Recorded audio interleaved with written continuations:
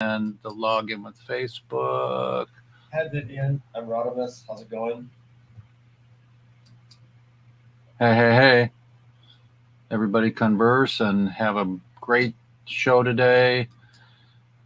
It's a workout being alive during war, so let's acknowledge all of our people today and have a great show.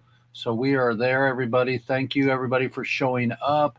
It's really a blessing to be here, to have our medicine. It's Jeff Eichen with Weeds Day. I'm going to get into it right away here. I'm going to hide my share there and then come back to us here. And I'm going to share my screen with you all here and get right into it here. So welcome everybody. We'll be back to you in just a brief second.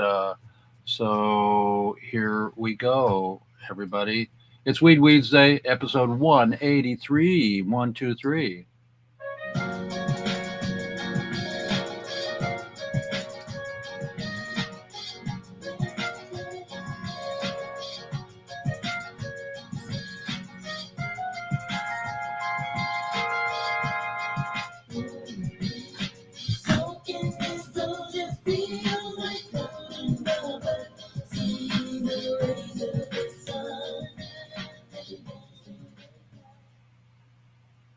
And let's stop the warring between each other and the planet and Pamperay. Hello, everybody. It's Jeff Eichen here with Weeds Day, episode 183. So I hope you remember the 70s. We had David Bowie, Ground Control to Major Tom, and the rest. So just remember, nobody deserves to be in jail for a joint. And love and light to all of you.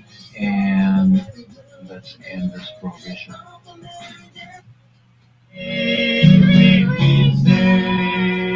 Happy parade. So much is going on for all of us in our life. Just stay nice, stay friends, and help each other.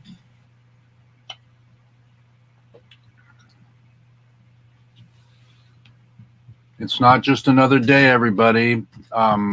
Remember, tonight in Vegas is the MJ BizCon, so everybody get on down there. Say hi to the Jack Hare Cup.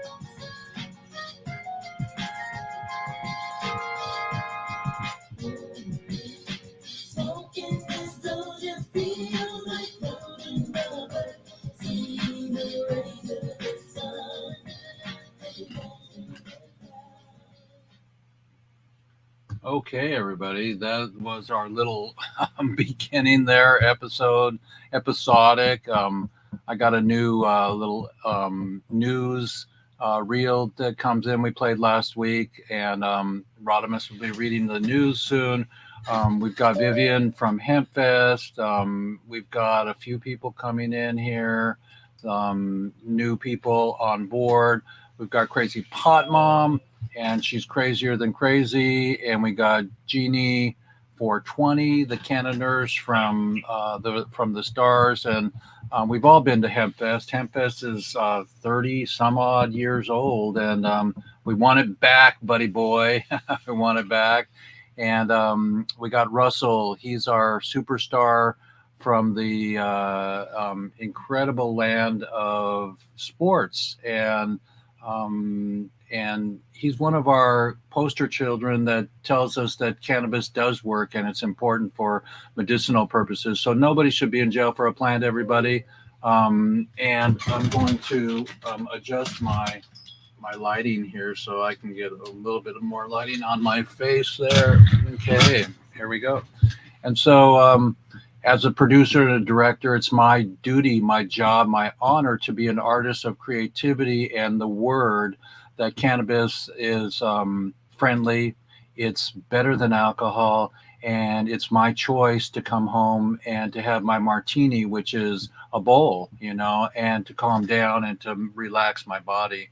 I cannot say on my show exactly what it does for you, for cancer, or for anything else, but other people can. So come on with your testimonies, everybody, and welcome aboard episode 183. Like I said, you can see in my poster here that that I have to, let's see, this side. It's like that. It's backwards, like right there. That the MJ BizCon is happening right now. I decided not to go when I talked to Dan Harrer, like Terror. That's Jack's father, and we're honoring our fathers today. In my whoops, this way, in my little father moment here. That's Jack, and that's my father, Howie. So the deal is that I talked to Dan. And he says, "Don't get in a plane and just jam on down here. I don't have space for you for a table or for an interview." And so we're doing our show live here, and we're honoring them, all those people. He said there's like 1,000,000 acres, upstairs at the convention center at MJ BizCon, and he said you just would be walking as fast as you could, talking to people, and not getting any interviews and never seen the whole show. He says it's huge and it's important for those that need it and that need to be at an expo and to drum up new business and or to do what they do. But he said that stay back, stay put, Jeffrey. But he may come in today. So we asked Dan to come and we honor Dan and his father's legacy. And someday soon, we're planning on doing a golf tournament for his dad together for the prisoners, giving all the money to the prisoners. So with everybody's help, I'm going to be doing a 501c so people can give our money to us and we can give it to Freedom Grow. So Freedom Grow can get it to the commissary, to the prisoners' families that have been in prison for 30 years without their children or in the workforce. So welcome everybody today. Hey, hemp hooray. And we have Jeannie with a little cappy on today, and whoever else comes on. See, I invite, this is the back office, everybody. I invite so many people every week, and we see who comes in and who's our new people, special guests. So why don't we just start a little bit with saying hi, everybody, and we'll bring on Mr. Hempfest. Vivian, just say hi and give us a little update on your feelings of the world that we're in right now. Thank you for joining us. Hello, Jeff. The Jeffinator, my brother, esteemed fellow podcast people. Hi, Jeannie. It's a great time to be alive on this crazy planet. And there is a lot of potential for the fight for justice and truth and equality. Recording in progress. Stuff. Yeah, I think there's a recording in progress going on right now.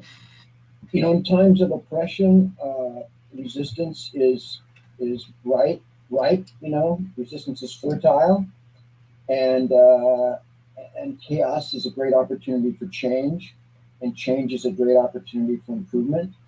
And I think there's a lot of opportunity for improvement right now, and it's a really good time to have the entire new generation of humans waking up to the concepts of social justice and democracy and the values and ideals and principles that I believe are kind of imbued in the cannabis movement, both the legacy values from the kind of pre and 60s counterculture generation, and also all the amazing advancements and awareness that's come since then. That's my long, crazy answer to a pretty simple question. It's a good time to be alive, and it's a good time to be involved in the struggle to make sure that we live in a world that is more governed by love and hope than fear and hate.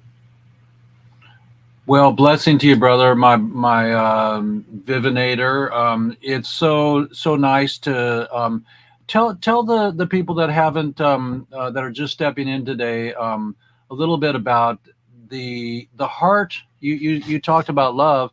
Tell about the heart space that you gained for all those years, and tell them what happened at Myrtle Park every year with yourself and your team. Well, for 28 years, starting in 1991, and starting in Volunteer Park for 3 years, then 1 year in Gasworks Park in 94, and then from 1995 on, down in Myrtle Edwards and Centennial Parks kind of conjoined. We had the Seattle Hemp Fest, which for a good portion of its run was the largest annual cannabis reform event in the world. And the police estimate was that we had 100,000 people show up. And if the police are saying that, you bet it's probably a little bit more than that, but we always kind of went with that because we felt that was safe because they're not going to minimize our numbers. And in that 28 years, at one point we had 6 stages. We had 300 arts, crafts, food, and informational vendors, and a giant circus tent, a giant symposium tent where we had panel discussions and a VIP party at night.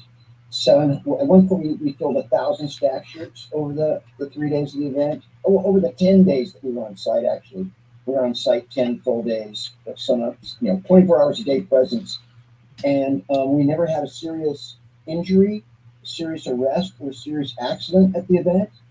And that's in 28 years, and everybody, it's like 99.8% stoners, and we built our own stages from the ground, scaffolding stages, we erected the whole thing. And at 420, the dinosaur came out?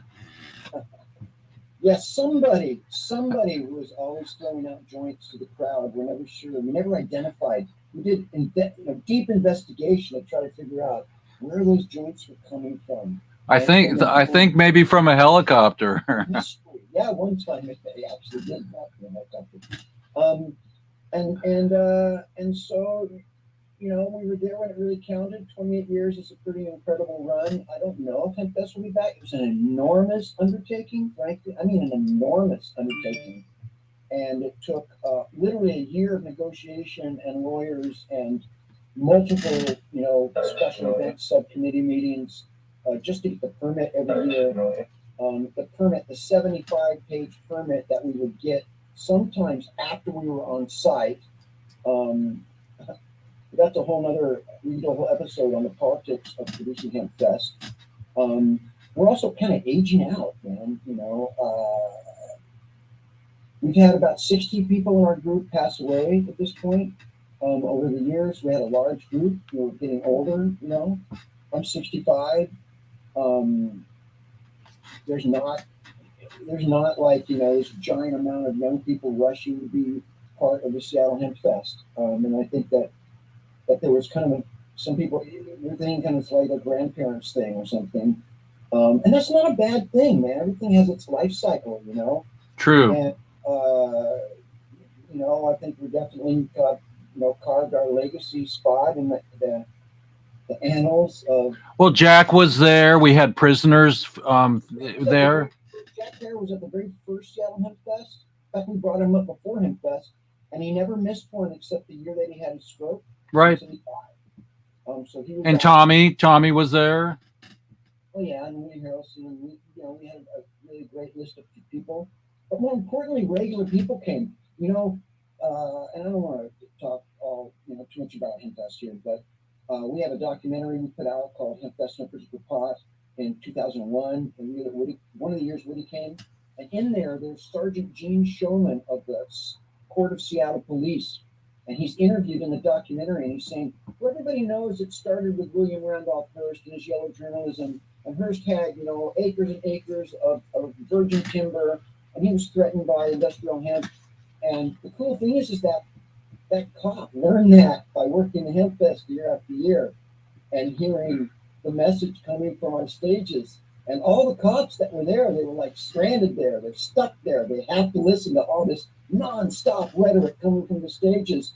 And it got to a point where we had to go ask Sergeant Lou Eagle of the Seattle Police Department, who was the commanding officer that handled the event. Hey man, we've got all these people selling brownies and it's a real problem. And could you help us kind of control it a little bit? And he's like, well, maybe why? Nobody ever died from eating a brownie. And we had to explain to them, well, actually it's a problem. We have these vendors that paid all this money and they're furious. And we've got people at our first aid tent, saying they're dying from heroin. It's because they ate too many brownies and smoked much of pot and didn't eat anything, didn't drink anything. But it had gotten to the point where the police were kind of on our side that worked the event anyway. I was there many, many, many years in a row, and the police were so laid back, and they allowed us to have 420, and they knew that it was safer than alcohol for events like that. Well, I'll wrap this up by saying that we learned over the years that through goodwill and honesty, and we were honest with them with the city and the authority about everything we possibly could be, right? And if we said something was going to happen, it happened when we said it was going to happen. And if it wasn't going to happen, we'd say, look, man, I hate to tell you this, that's not going to happen, and here's why, right? But we were always upfront, and over the years, we wore them down, man. They started off with buy busts and all this stuff. And over the years, at these big, huge special event meetings with 12 or 13 city departments up at City Hall, the police at the end were our biggest advocates, and they would be defending us against the LCB came in, right? The Liquor and Cannabis Board towards the end. And they try to like say, well, they're doing this and that. And the police would be like, no, wait a minute. That's not, I can't let you get away with that. They are on that, right? We work with them. And so I bet they look forward to it every year because their children were smoking. What's a microcosm of that peace can happen? You know, it can happen in the most unlikely places if you come at it with honest goodwill and you're determined enough.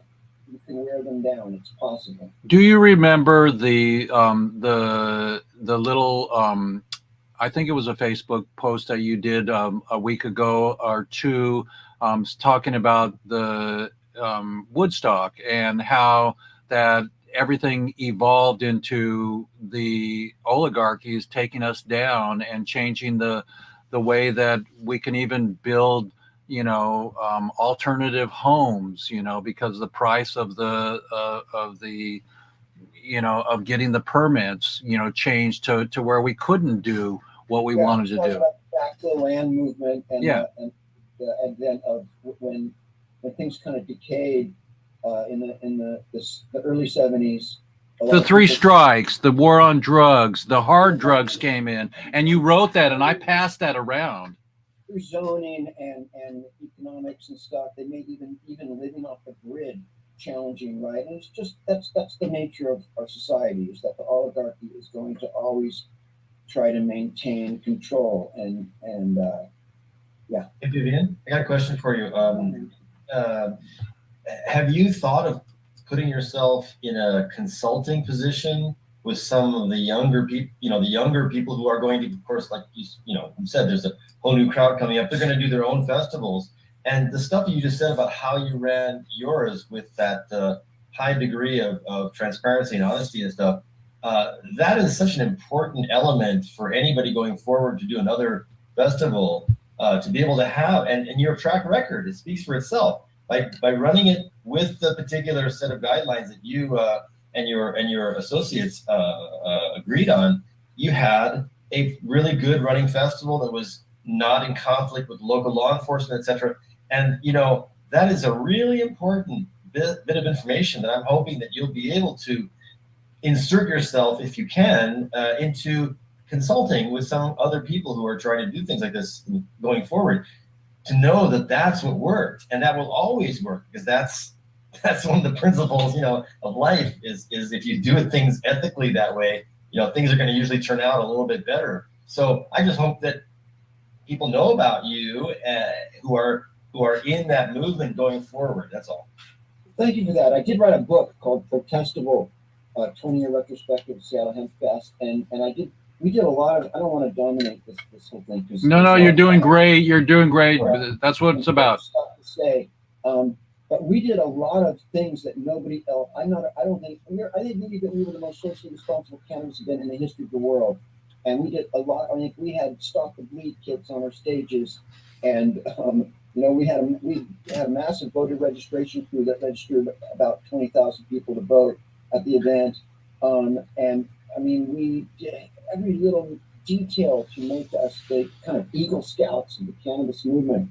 Everything we could think of, and we even had a bomb squad come from Homeland Security and sweep all of our stages before the event. That wasn't really our idea, but we let them do it because agreed with the concept, because things have gotten crazy.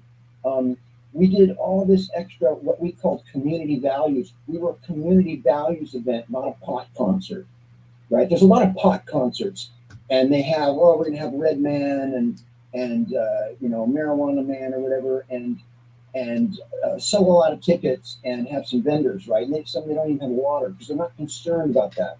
They're concerned about making money, and we were concerned about changing the world and building community and building a movement in the most responsible and safest way that we possibly could. Congratulations for pulling it off, Vivian. And so anyway, I'm thinking along. Yeah, I mean, I feel like as being a consultant, it's like, okay, boomer, is what I'm in. If that's the response, then they're not valuing the legacy that you created a foothold for them to be able to do what they're doing. So it's like, I'll just say that Ivan, I have helped people, and me and our members of our group are totally willing to consult and to try to impart what we learned over all these years to anybody who's receptive. Because it's really important. Well, that we do things in a way that represents our culture in the best face possible. I just watched a story about the family that owned the land where it was really a great nonfiction and fiction story about the people that owned the property where they had the back in the 60s. What was the big concert back in upstate New York? That was, huh? Woodstock? Yeah, it was Woodstock. They owned the property, and how the mom got way behind it, and she was baking cookies all day, and then all of a sudden the thousands of people started coming, then more than 1,000 people, then more thousands of people, and she was all in charge of getting all the dough, and she was writing all the contracts, and the police came and everything, and it felt like when the first time that I went to HempFest, walking in there and them greeting us and the police standing side by side, the venue people, and it just felt so peaceful and so right. And if everybody knows that this is Weeds Day episode 183, we are planning a concert with 42,000 people at Oakland Coliseum. And it's not done. It's not ready to go. But every day I'm working a little bit on it. So with people like Vivian, with Rodimus here, Rodimus Parag, Grasshopper from the old days, Kung Fu Story, we are going to produce a concert. And with your love and grace, we'll have you on stage, Vivian. And when we give the hemp sash to every prisoner after they come in, the dragon from the Oregon Country Fair. Hello, Mr. Dragon. You told me about that. We're going to bring them up on stage. Earth, Wind, and Fire is going to sing September song. There's the Oregon Country Fair, Vivian. Woohoo! Woohoo! So it's coming together. We feel really blessed about it. I want to learn more from you about that. But that could be our Woodstock. Rodimus has coined a Kodak moment where we want 420 cameras that Kodak just reproduced, an 8mm digital camera, and Rodimus wants to help 420 students film the event and then post-produce a film about the whole thing. So we're going to get Kodak involved. We're going to have canned beverage drinks. We're going to have a green room. Tommy Chong and Cheech will be there, and we're going to invite Willie and Snoop and everybody. We want this to be an annual event, but with your blessing, we would love to have a hemposium there and have you there with us. Absolutely. Yeah, I think there should be like a short presentation of the heroes of hemp, the heroes of the hemp movement. And you would certainly be one, Vivian. People should, that's one way that we could make you instantly a consultant for the future. Is just bring you up on stage and go, hey, check out what this guy did. And you talk for 5 minutes about just like what you told us just now. And, in front of, hopefully, thousands and thousands of people who go, oh my gosh, this guy was like, we wouldn't be here today if it wasn't for this guy. That's the kind of thing about passing the baton. I really have to break in and say that the heroes were the people that were like building stages and on site at 4 a.m. And right. Well, those were your heroes, and you're our hero. I'm the hero. I'm representing, the thousands of people that volunteered over the decades of HempFest, and all the people that don't get the attention everywhere, right? That aren't, I've got all this stuff on my wall. The unsung heroes are definitely beautiful. Things and 420, awards and stuff. and I only accept them on behalf of all the people in cities and towns everywhere who don't get any attention, you know. So I appreciate that very much, and anything we can do to get the word out is a blessing and an honor for all of us, right? Yeah, well, you mentioned that we are the boomers. You know, I think we got one more boom in us, and it would be great to boom Shaka. You know, all the great. You know, there are people that are you know, Wiz Khalifa and some of the big stars that haven't yet really got the word out big, and then our docu can just be sent to the White House and it can be live forever. I want to do a docu called Reefer Gladness, you know, instead of Reefer Madness. But at the same time, we're blessed to have you, Vivian. Let's get on to some more people. Vivian, have you met Rodimus before on our show? I don't believe so. Rodimus, tell him your backstory, your legacy. Oh, okay. Thank you. Yeah, I guess, you know, Jeff and I have known each other for about 40 years. And a few years before that, I was an actor in my early teens, and I got cast as to play the role of young Kane in the Kung Fu television series. I was Grasshopper on that show. Way back when, had a shaved head, and was 12, 13, 14 years old at the time. Wait a minute, that was you? That was me. Yeah. Wow. I That was like know. one of the greatest shows ever, man. Thanks. Yeah. Yeah, thanks. I'm very proud to have been involved in it. I mean, of course, you know, I had nothing to do with the creation of it, but I'm grateful that the producers saw something in me that made them feel like I'd be the right guy to play this Kwai Chang as a kid. So yeah, so I did that, and you know, the name Grasshopper, it's now a free-floating meme. I meet people in their 20s who I just for fun ask them, so you know the phrase, oh, patience, Grasshopper, you have much to learn, Grasshopper. They go, oh yeah, we say that all the time at the office. And I go, yeah, do you know where it's from? They're like, Karate Kid? I go, no, a little earlier. And they go, put my hand and it's time to go.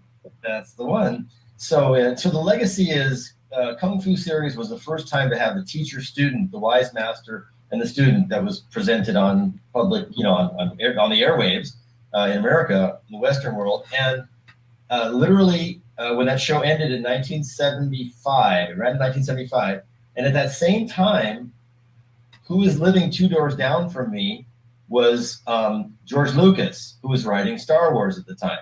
So, and then he was actually just getting funding for Star Wars, having finished just writing that script during the Kung Fu series running on television. And of course, 2 years later, in 1977, Star Wars was released, and it had Obi-Wan Kenobi and Luke Skywalker, Grasshopper, do the math.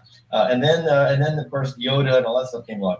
Then there was the Karate Kid, Mr. Miyagi and the Karate Kid. And finally, completing the sort of full circle here, you've got Kung Fu Panda. Now, Kung Fu Panda, if you've never seen those cartoons, you really should. They're quite good. They're very smartly written, and actually very reverent to the principles of Kung Fu. Even though there's a comedy, it's actually not. There's a lot of good mysticism in the Kung Fu Panda movies. I was pleasantly surprised to find. But in any event, the character Kung Fu Panda, his name is Po, and of course, Master Po was my master on Kung Fu. So there's a full circle there. And the guy who does the voice of Po's dad, who is this duck. He's a soup maker, a duck who happens to be a panda's dad. Don't ask me how that works, but anyway, the guy who does the voice for Po's dad is James Hong. James Hong appeared many times on the original Kung Fu series as a master, once as a criminal, another time I had many scenes with him. So there you go. There's a big, huge full circle there. And that's all I'm going to talk about that, just to answer Jeff's question. To fill you in, Vivian. Shaolin is one of my all-time influences, you know, on a warrior, what a warrior should be. They did only the violence necessary to stop or prevent greater violence. And the opponent determined what level of violence there would be, right? So it goes like this. Check rather than hurt. Hurt rather than maim. Maim rather than kill. That is and the first principle of Kung Fu, when faced with an opponent greater than yourself, run away. right. That's Powerful stuff. That's a hippie thing to do. Yeah, run away. You know. Well, it's really cool that you guys get to meet, and maybe one day or in an advert for our concert, Viv, we'll have Grasshopper snatch the bud. Okay.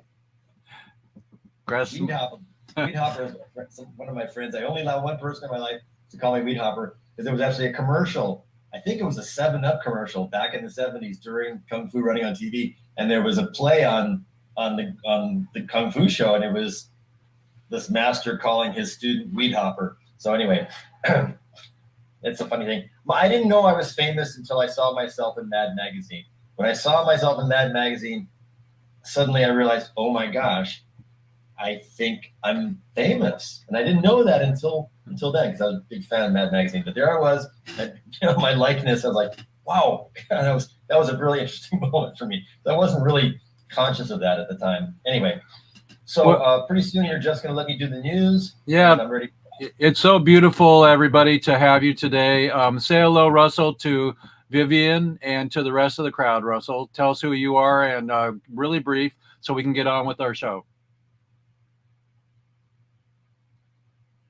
Come on, baby. We love you. And Pamperay. Hey, guys. How you doing? Vivian, nice to meet you. Love your work. I'm a former athlete and airline professional who uses whole plant medicine and fungus to continue my journey. I'm on my 4th pacemaker, had 5-way open heart surgery, and as soon as I'm done here, I'll be in the gym pumping it up. Nice. Good for you. And Russell, give a shout out to the prisoners, to Edwin, and the people still behind bars. Edwin, nosotros pensar en ti, amigos. Todavía. We got your back. Hurry up and get out of there. And everybody knows that I just sent my paperwork in 2 weeks ago to go visit in the prison, to go visit Edwin. And the U.S. Weed Channel is possibly going to send me to see all the other prisoners that are in there. So we're going to do like an episodic of me going into the prisoners. Wouldn't that be a great episode? I mean, follow me around the country going in. So that's why I didn't go to MJ BizCon. So I could be here today and keep my energy tight so I can stay focused on what we need to do. So thank you, Russell, for being alive. Thank you, guys. Welcome. And Crazy Pop Mom, just give a shout, really nice hello. Sorry, I'm kind of on a phone call, but hi. Okay, we love you. We love you. Okay, welcome. Love you all too. Okay, have him parade. And Jeannie, come say hi to Vivian and the rest of the folks. Hello, Vivian. Hey. Hello, Russell. Hello, Chrissy. Hello, Jeff. And hello, 420 House out there. We think of you every day. Your inner prayers, your inner thoughts. Just like right now, I'm dealing with some seniors that did not receive their Social Security benefits, and they're freaking completely out. I'm trying to hold the fort down. It's gotten extremely cold outside. I know there's so much need in this world, and I know it seems so crazy. And like, how are we ever going to transverse all of this? But we will if we just stick together. And when it gets hard and it gets tough, instead of freaking out and taking it out on each other, we got to stand together. And we have to know that, it was hard. It's always been hard. But that's just the work that we have to do. And it's never going to be easy, maybe, but we can do it. In 2017, in Globe or Ford, Washington, we held WEEDSDAYS. And it was our version of 3 days of love, peace, and music in honor of the fest. And we pulled it off with no tears, no fears, and no jail time. And that's where I met our Purple Heart from Vietnam. And that's when I became his caregiver. That moment, that day, I got on Levi Lyon's bus. I went with him. I packed a bag. I went to San Jose, and I started working for Vet Meds Malta because they do. And he made a difference. And he started with the smallest of things and the hardest of things, the VA. And he stood up and he stood up until his death. And we can stand up because we're still alive. And I'm ever so grateful for every single one of you, especially Vivian and Jeff. You're heroes, you're hempic. We must keep it alive. We got to encapsulate you somehow and put all your everything out there. We love you ever so much, each one of you. I mean, thank you. I just want to tell both of you that I dedicate myself and volunteer to both of you and your causes for the rest of my life. Thank you. Woohoo! Everybody, that's the goddess from the cheese factory there, and you know, they have green sleeves, but we also have green cheese here. And or is that SpongeBob? Is that SpongeBob? It's like Michael Boris. I couldn't change my background, and I was trying to fix it so you could actually see. I talked to that. Michael Boris last night, and today he's going to be giving my press pass to a couple of friends of Dan Harrer. Dan Harrer, everybody's having the after party tonight in Vegas at MJ BizCon for the Jack Harrer Cup, his father. So today we're honoring our fathers right here. That's my dad right there, and that's Jack, the first man of weed. And so we're really blessed. Everybody, give me 3 fingers so I can do our little shot here. Okay, 1, 2. Viv, give us 3 fingers when you're finished there. There we go, everybody. Boom. Whoops, hang on, that didn't work. Hang on. That did not work. Okay, here we go. Hang on, I got to get us back here. Hang on. Whoa, I just blew us out of the door here. Let's see if we can get it. Okay, there we are. So we're back, and I'm gonna go boom, gallery. Okay, now 3 fingers, everybody. Yes. Okay, we got it. Okay. So everybody, I know that's technology. I need a back office boy. So let's send some money for the prisoners, and for our next movie and our concert, we're going to start to really push the pedal to the metal. So I'm going to share my screen with you all here, everybody, and then you're going to find out what the next thing is going to happen here, and then we're going to go straight into it all here. So let's go to our beautiful, incredible, we got, boom. Okay, here we go.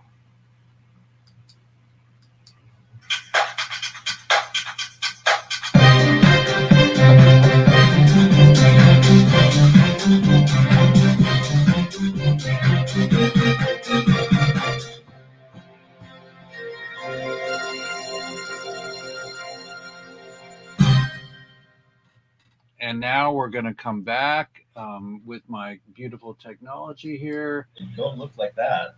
And we're going to have, I guess we lost Russell for the second or a moment, or maybe he's going to work out or fix his pacemaker. So we love you, Russell. Fantastic. We've had a little bit with time with you.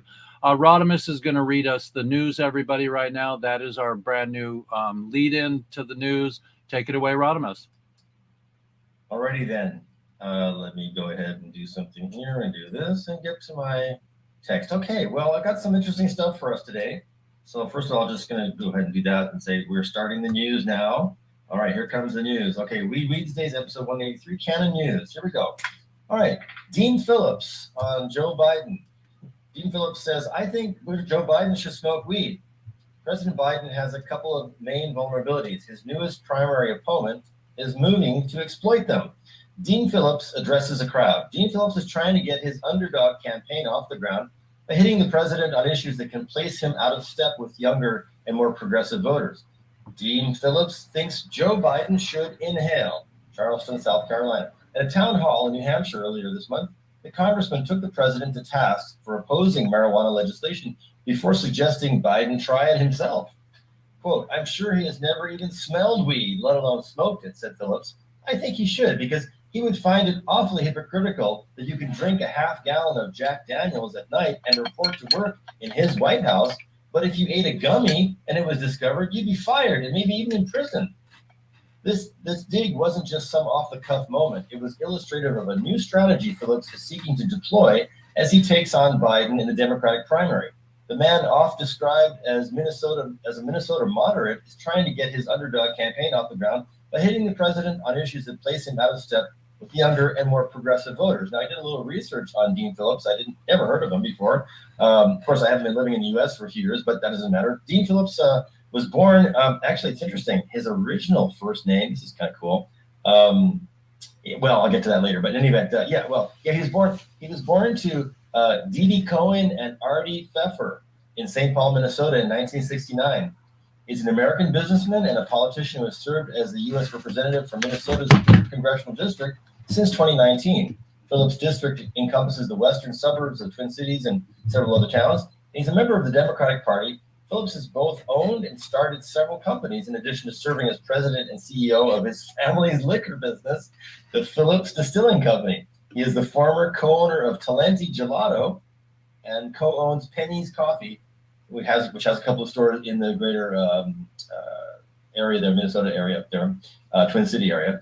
And on November 24th, 2023, he announced that he would not run for re-election in his local seat, and instead he's actually going to be running for president against Biden, because Biden is the incumbent, and usually incumbents don't have competition, but so many people think that Biden is getting too old for the job that maybe this guy who's born in 1969 might have a better shot at it. It sounds like a good platform also to throw in the weed story. It totally is. So in the early 70s, Phillips moved from St. Paul to Edina, and he went to Brown University in 1991 and a member of Sigma Chi fraternity. Right. So I mean, he's a guy-in-the-wool politician type guy and a rich guy. He apparently has $17 million. He's valued at $17 million. So he's not somebody who can easily be bought, it seems to me. And the fact that he's stepping up his game and kind of trying to point out how, Biden really doesn't represent most of the country. Now, I am not for the other side. I would vote for Biden if that was the only Democratic choice. But I think that the incumbents shouldn't just go unchallenged. Stuff doesn't change much in that regard. So anyway, I think that's all I'm going to report about today. Just so you guys be aware that there's another person here who's actually running for office, and he's making some good statements that are in our wheelhouse, as they say. So I want to thank Jeff for bringing that to my attention. All right, that's it for the news this week. See you all next time. Fantastic. Hemp Hooray for Rodimus and the news. I'm not going to play our thing again, but I'm going to share a story about what happened to me yesterday in accordance to off-grid building and the evolution of the oligarchy, the ogres on the planet that have kept us, people like you and me, from building hempcrete homes and things like that. So let's share my screen again, everybody. And I'm going to share a little. Just sit back and smoke out if you guys want, and watch this this episode here on hempcrete. This is a house, and it's a secret sesh that that Vivian helped me to coin. And so here we go. Watch this for about 7 or 8 minutes. Watch this. This is what I made yesterday here on planet Earth. Okay, cool. We're here at the secret hemp house here in somewhere, and we got Mr. Someone, and we got the beautiful dog there. So tell us about your hempcrete house. Well, it's moving along. We're getting to the last little stage of installing the hemp, so that's really exciting. We're up top, just filling the tower in. It's just immense amount of material going in. There's 288 bales. That's 576 loads, mixer loads. So this is the mixer here. Yeah. And tell us about this, because we have a bunch of really great enthusiasts that would love to hear about this. Well, firstly, this is beautifully mixed by my good buddy here that's helping out. And if you want to stay anonymous. But yeah, so we've been making large piles and installing it because you haven't got to rush to get the hemp in the wall. And so the hempcrete, can you lift up one of the bales of how it comes? Show us what it looks like. That's a 32-pound bale. So that's a 32-pound bale of hempcrete or hemp hurd. And that's sourced locally or from Idaho? That is grown in Colorado Okay, currently. okay. And so then what is the substance that you mix it with? Is this lime? Yep, you mix lime and there's a little key ingredient. It's a pozzolanic volcanic material that when you mix it with the lime, chemical reaction actually helps the lime become bonding pozzolanic. And does that help with the R value? No, just basically with the cementitious nature of the wool to make it hard and to make it strong. So is this hempcrete that you're making, is it structural or is it No, this It's- is infill. Yeah. okay, and so but it still helps with the R value. Insulation. Yeah, it's all about insulation with this, but it does also add what they call, and they've stated this now, it helps anti-racking from your studs. Okay. So although they, in this form, it's not considered structure, it does add to the structure of your studs Uh-huh. by surrounding it and not letting it move. Uh-huh. So, So you're not making bricks and putting a load on these. You're not tamping them down. no, This is more visual. insulation, visual, and cladding. So you're not having to do. Now tell us about your beautiful. I see there's a form up there. You're doing the forms. Do you put it in loosely and then tap the form in there, or do you put it on the form and then throw it up? The concept is to get it in the wall and pack the back of the wall, which will be the interior surface, Sure. and then pack the exterior surface, so that's nice and hard, but leave the interior as fluffy and light as it can be. So it's. And where did you get the idea to do these beautiful, like, what do you call them? The molds. Yeah, well, our good friend scored those at yard sale, so I begged them off him, and he was happy to give them. They were just perfect for this, so I've just been moving them up on the lower level. And were you inspired by any architects in the past, like Gaudi or Bucky or anybody? Oh, Gaudi's pretty fun. I loved architecture. That's what I wanted to do when I was. My first desire was to be an architect as a kid. So that's Sure. yeah, 7 years. Sure. Education. Well, it's so cool. Your detail, attention to detail, and everybody, we're looking at a hempcrete structure. It's not structural, the hempcrete that they're doing, but thank you, Mister. And we'll stay anonymous on our world till we go public. And we're in. Oh, I almost said it. We're on planet Earth. We're making hempcrete homes. Everybody, Jeff Eichen, we're out. So yeah, this is all fresh from in here. You see the fresh line. Oh yeah. There's the fresh. It's all going in fresh. My crazy little alcove porch. But yeah, lots of hemp in there. And then up above and the back. When's the swimming pool? Where are you going to put the swimming pool? Well, I want to do a plunge pool. I do. A plunge pool. Yeah, but I can't reach the phone way up high. Reach even higher. You can see that back wall. Oh All that yeah. hemp that's gone in there. Oh yeah, I see it. So now we're just putting in hemp over in the corner of the tower now. Okay, cool. Yeah. And so you're going to be finishing up this wall here. Yeah, it took me a while to get back to this wall. It's so cold and whatnot to work on. But yeah, we've done all this and we're up to this corner. And then, yeah, excuse the shack here. But then that's where we made it round. So we've got that much more to do. Oh, fantastic. And what about inside? Is there hempcrete inside also? No, that will be just a plaster on the interior. Okay. That's And will that be an egg plaster or something organically? plaster, kind of like the old traditional lime plaster. Okay. It allows the building to breathe, the walls to breathe. Uh-huh. So it's actually more healthy to live in this type of home. Yeah. So I was reading somebody, my friend Vivian from HempFest, who did HempFest. He was saying that as the neolites and the guys that after Woodstock and hippie craze where people were trying to live off grid and do alternative homes. Then all of a sudden they were squeezing us out of this whole type of architecture. And because the price of getting a survey or getting, Right. doing all that licensing over the years squeezed this out, but we're going to bring it back. Yeah. And Totally. as things get more recognized, the demand will be there. And there is a lady in town that installed hemp wool insulation in her ceiling, so it's coming in the forms that we recognize it. Well, hemp and denim are really the best. Huh.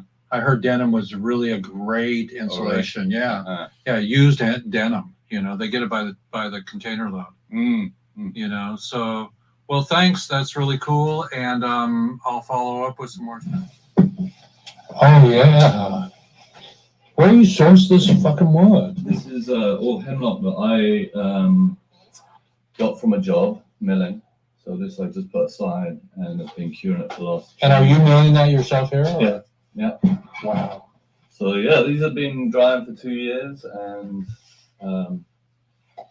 they went down. They're only dry fit right now, so I'm going to come back and make them fit better. But I had to get the floor down and get them conditioned. So. Wow, it's so beautiful. And how about these solar panels? Are those 240s or 240s? Yeah. Hey, how are you? Am I? Yeah, they're going on the Unimog. I'm pretty good, right? That's pretty good. Did you notice the Unimog coming in? No, that big square. Oh, that thing, yeah. What is that thing? That's a Unimog. A Unimog. Is that English? No, it's German. How'd they bring it here? It was shipped back like 15, 20 years ago. It was shipped over by a German guy. How'd you find it? I found it on Craigslist. Well, cool. I'm really proud of you. And everybody, this is the future. I'm going to cut this up and, with your allowance, show it on my show tomorrow, the Hempcrete build, and say nothing about where we are on the planet.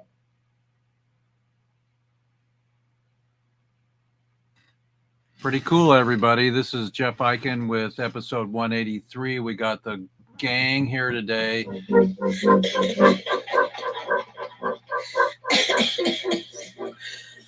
The Unimog.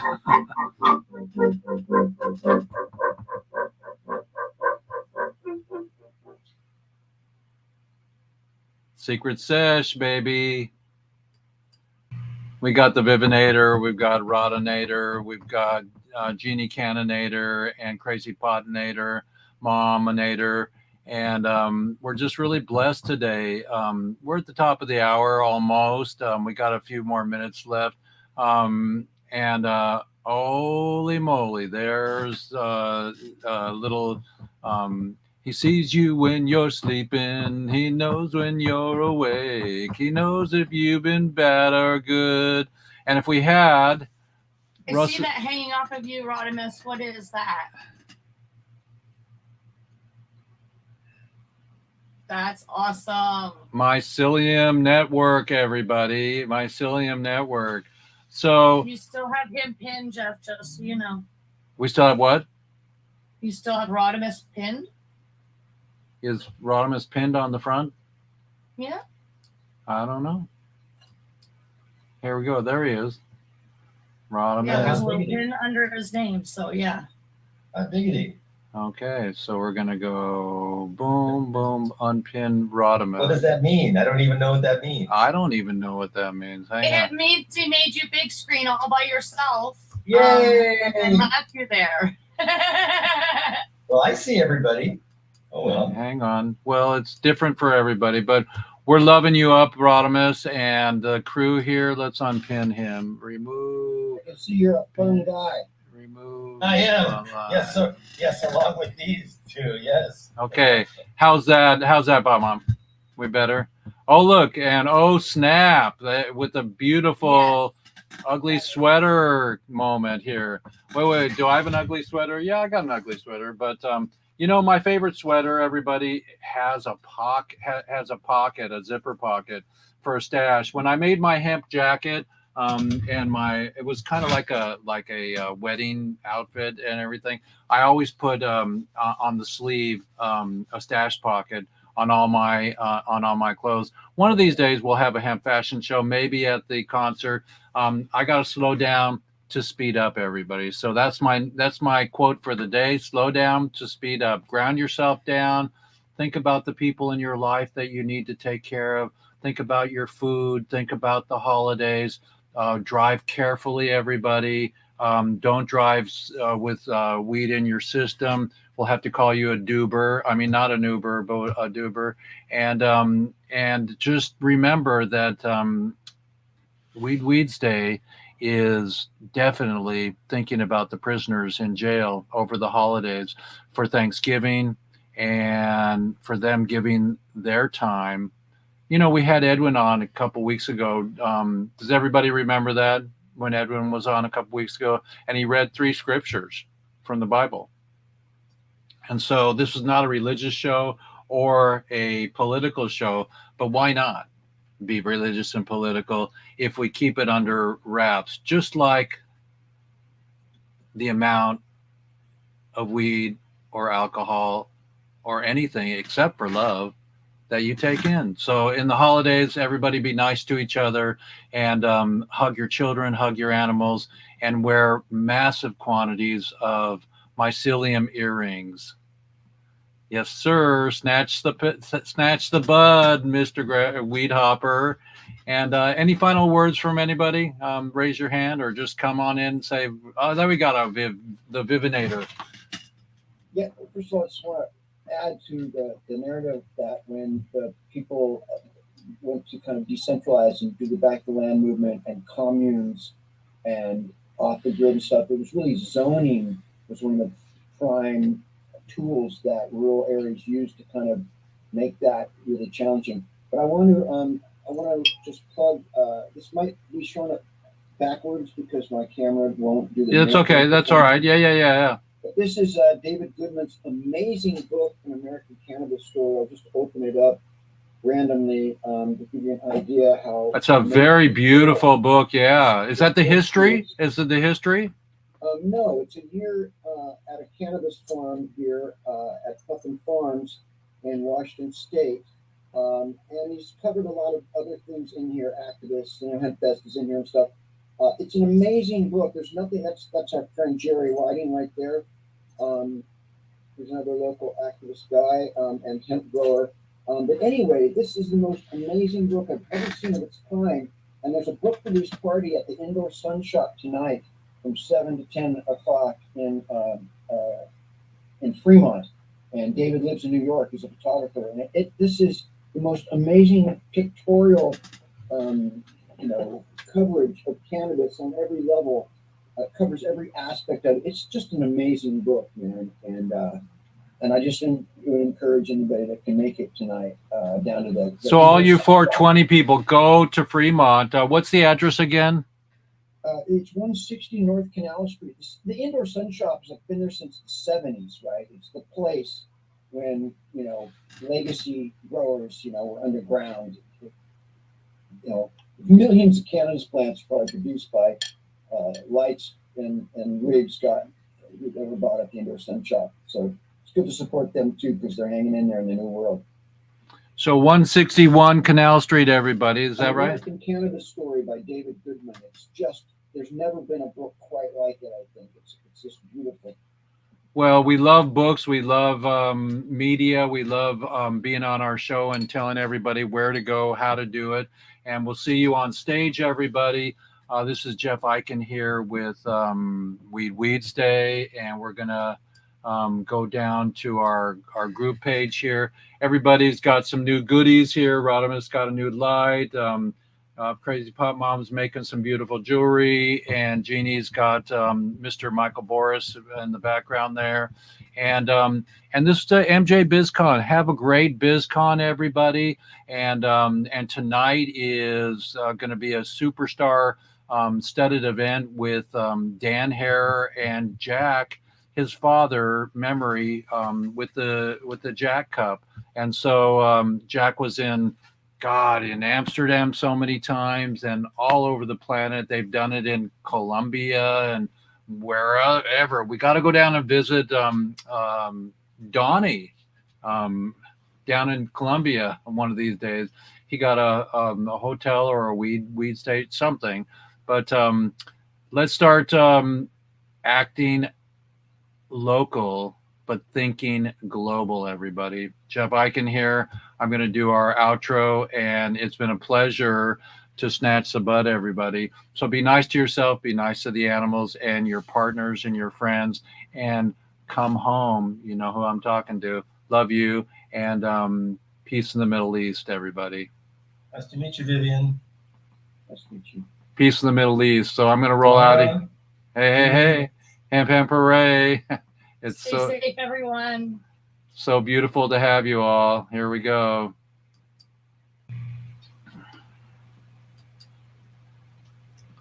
Da da da da da.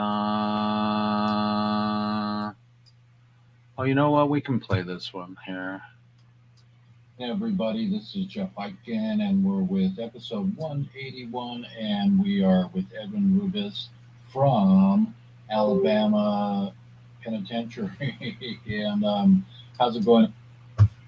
So we are so blessed and happy to have a venue, everybody, to play with here, and to bring the news to you, and to do a little bit of technology. You see that sometimes it's a little bit slow, but in the midst of trying to figure out life here, we have incredible people that come onto my show.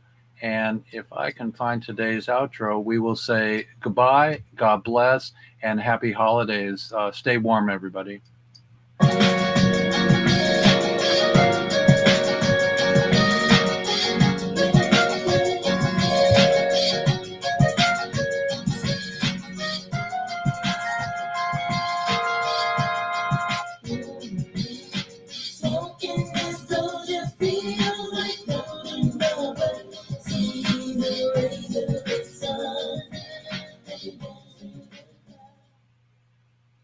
And let's stop the warring between each other and the planet. Ham hooray. Hello, everybody. It's Jeff Eichen here with WEEDSDAYS, episode 183. So I hope you remember the 70s. We had David Bowie, Ground Control to Major Tom, and the rest. So just remember, nobody deserves to be in jail for a joint. And love and light to all of you, and let's end this prohibition.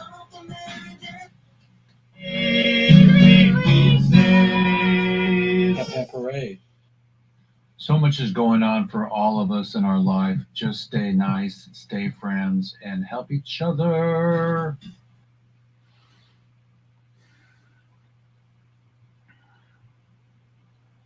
Don't forget the party in Vegas tonight with Jack Haircup. A lot of people are going to be there. Seems like Ed Rosenthal gets everywhere.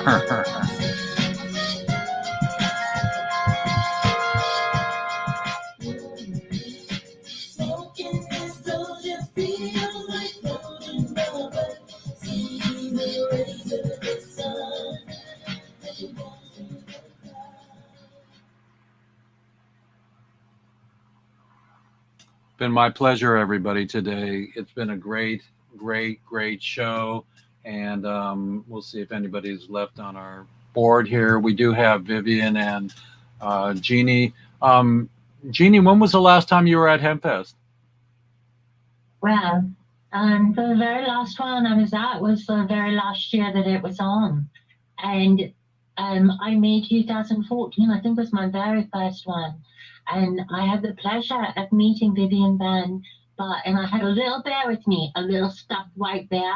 Vivian, I've gone on to, as I'm a counter nurse and I'm a caregiver, I got a life-size bear, and I was watching The Masked Singer, and they foreshadowed Team Cuddlies. So now, as a counter nurse, I wear a cuddly life-size suit, and I go up and I show them love and care through my plushie, my cuddly, and I want everyone everywhere to do that, because people throw themselves at a warm, cuddly teddy bear with a head this big. I mean, they just go mental. And Toki tells you, please, buddies, don't smoke because smoking's going to kill you, and toking is going to protect and heal you. And we love you, absolutely. Hey, I'm going to have that for breakfast. That was quite a bowlful. Now you're talking. All right, bowlfuls, everybody. Any final words, Viv? What's that? Any final words? Final words? Well, I do want to add that I'm the managing editor of Skunk Magazine these days, and I do my own podcast as well every week. Tell us when your podcast is on. What day of the week? Well, it's actually not. It's a pre-recorded podcast, so it's whenever it's uploaded. Oh, okay. It's called Okay. Represent, and it's in solidarity with WEEDSDAYS. That's Weeds Day to you, sir. Yes, WEEDSDAY. Thank you. Absolutely. Thank you for correcting me on The that. Vivinator. So it's really, yeah, it's an honor, and to navigate this this boomer thing. We're over 60. I was born in 1958. Also, brother. Yeah, man. Yeah, it was a good year, right? It was actually the year that the peace sign was created. No freaking way. Yeah. Well, this is the new Yeah, peace really. sign. That's the new peace sign. It's the semaphore flag symbols for N and D for nuclear disarmament, right? The at the airport, Right. in Cherry, they got the flags, right? And that's what creates the peace sign. Is it's an N and D and semaphore flag symbols. Oh, So wow. we were invented with peace, with the idea of peace. Was there one person that did it? I mean, like the smiley face guy? I forget the name of the guy that originally came up with it. I'm forgetting his name. We'll have to ask Siri and bring it on next episode. Well, it's great to see you, Viv. And like I said, we're going to manifest the dragon at the concert. And I know it takes a lot, but I want to learn from you and hang out. Sorry, I'm not coming out tonight. Yeah, baby. Nice one.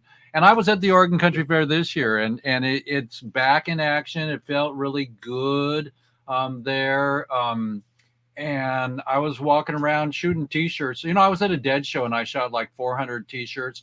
And I don't have it here, but I published a book on just T-shirts. I stop people like I'm walking, I'm going T-shirt, and then I get them from the chin or the beard down, and I got some great Dead, and some great Allman Brother T-shirts with holes in them from like the 60s and 70s. And it's our turn. It's our time. And thank you so much for joining us, both of you and the rest of our crew today. And no, prisoners, we are coming for you. And my next brother is Edwin Rubis, and Rubis, we are coming for you. And thank you, all the other active people that are, Amy Pova, from the Can Do Foundation, and Freedom Grow, all the people from Freedom Grow and everybody else. So we'll see you on stage. We'll see you in the paradise. And in the meantime, whenever I did hospice in the last 10 years and laid my father's or anybody down, I asked everybody one question. You have any final words? And they all said the same thing. Be nice to each other.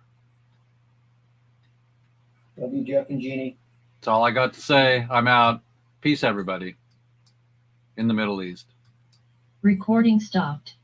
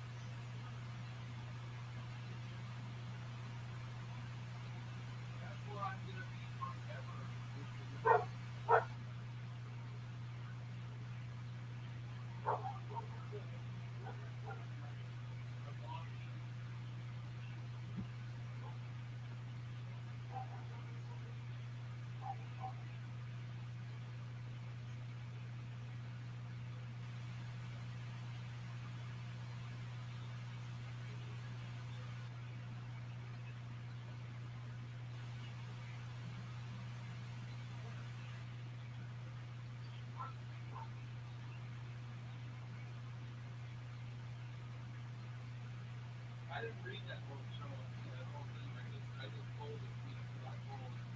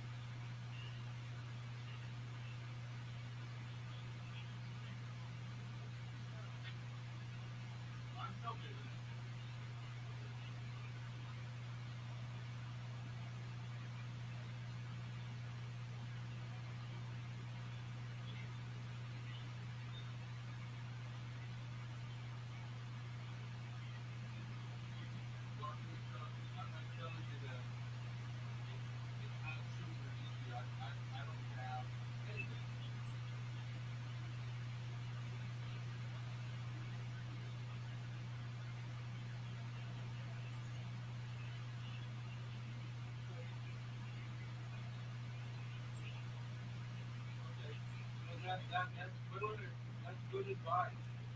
That's good advice for those when I'm changing over to screen share with myself so I can know. Okay.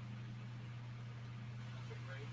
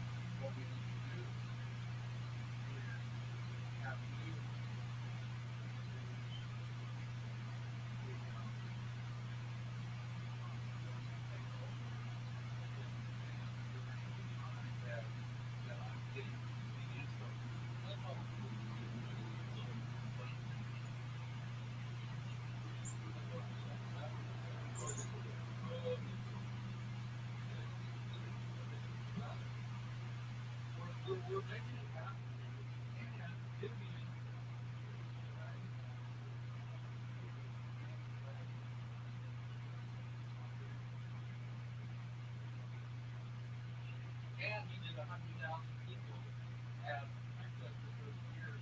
They have enough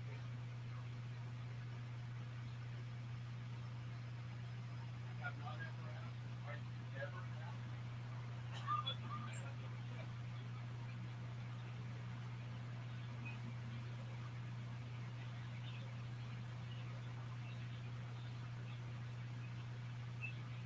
was the first thing he said?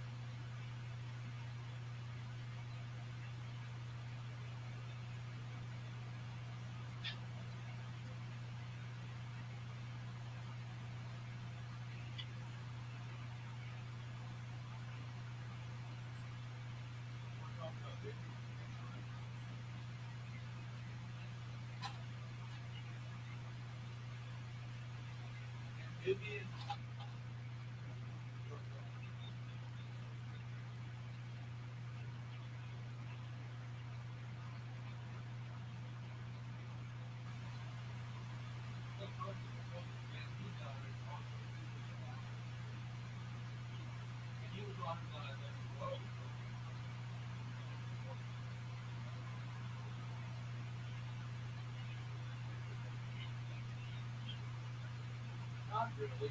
I mean, you know,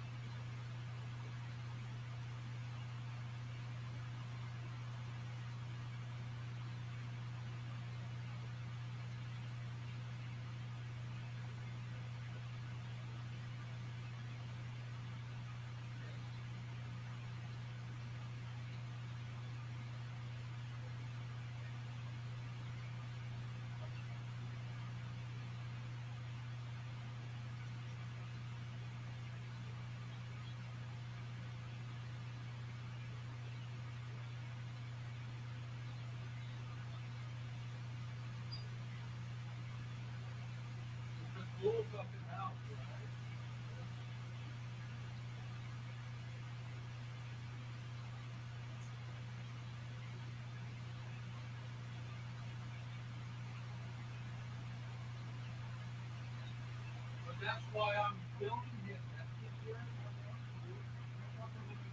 We have goals. We have goals with that house.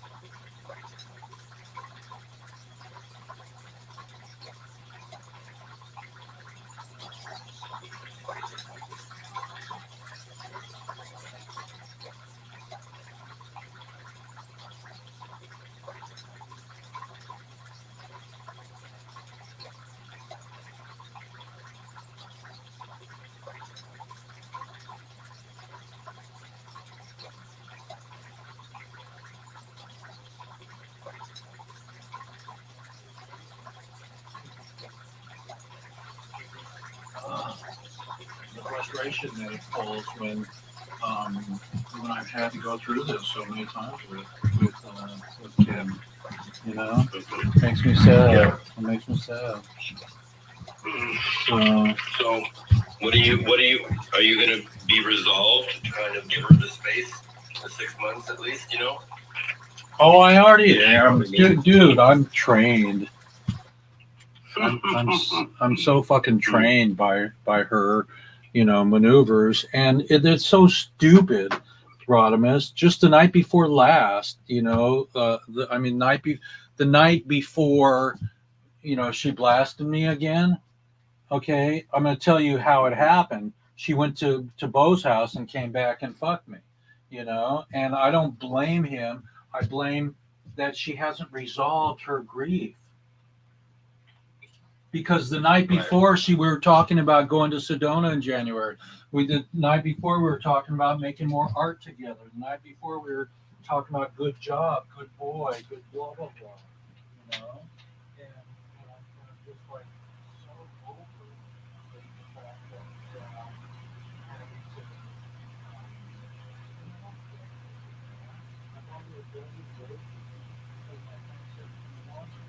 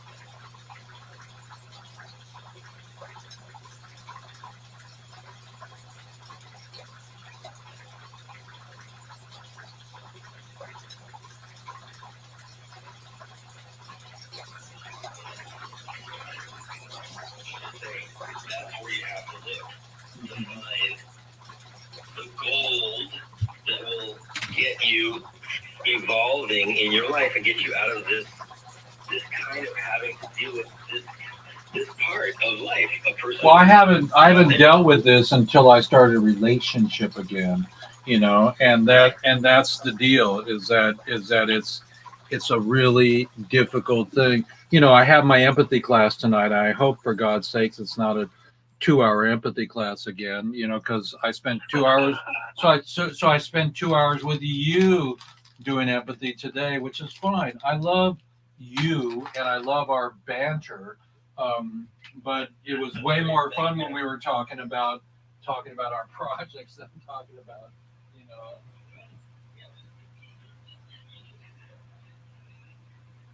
No, I know, but that's the danger when we're in projects. I feel comfortable enough to be able to open that up or share.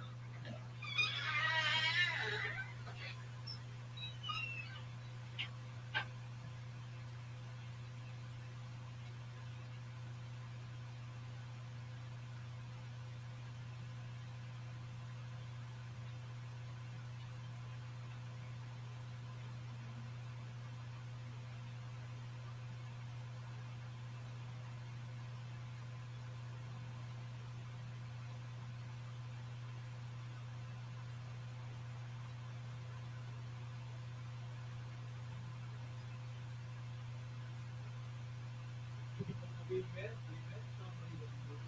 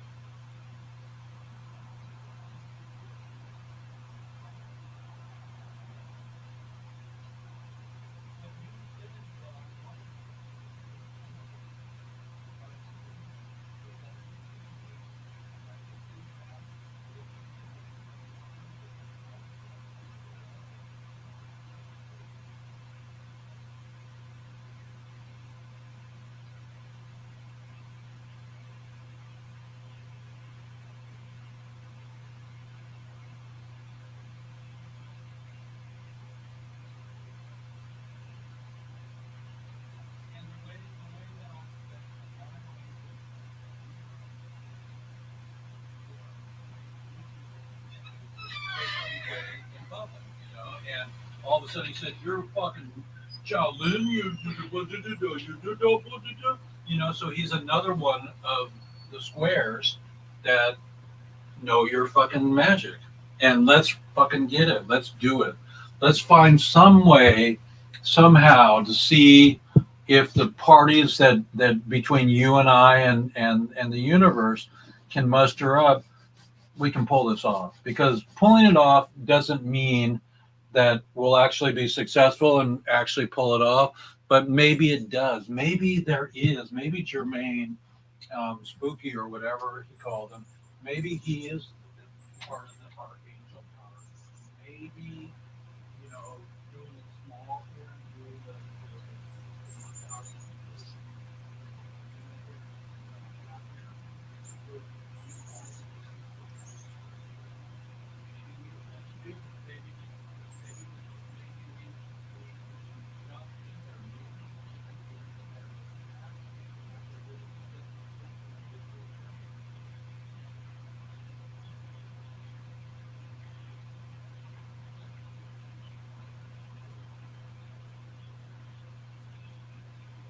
no, what I'm just saying is that I'm talking about the angels that are only so many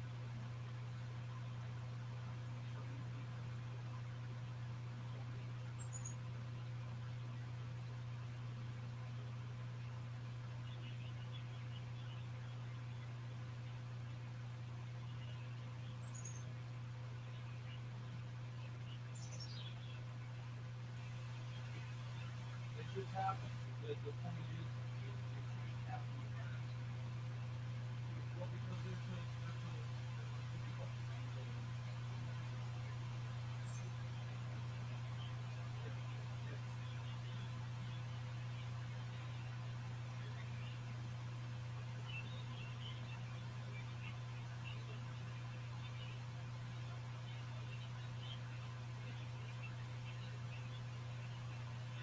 yeah, but you're again, you're you don't understand that sometimes you can be about it by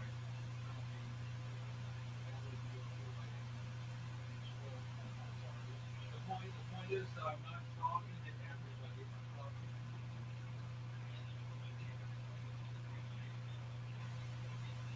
and that's the same thing. It's the same thing that with the so anyways, and I'll go through that and say that here's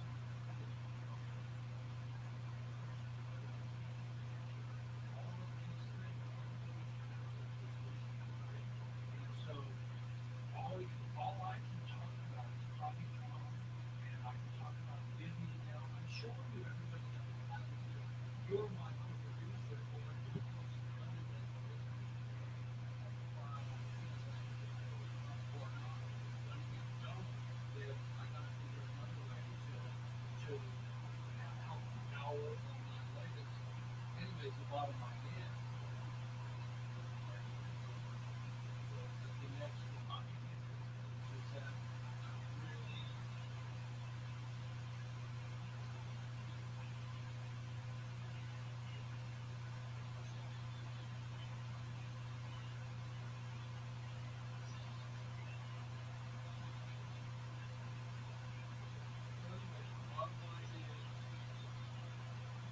bottom line is going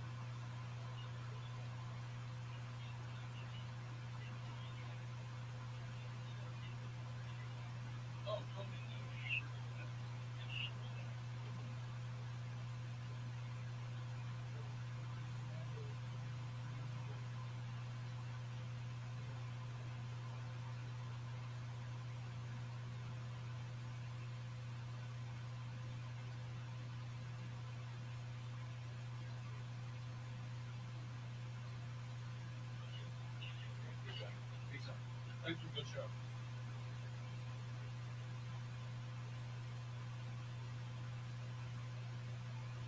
Thanks for a good show today, everyone.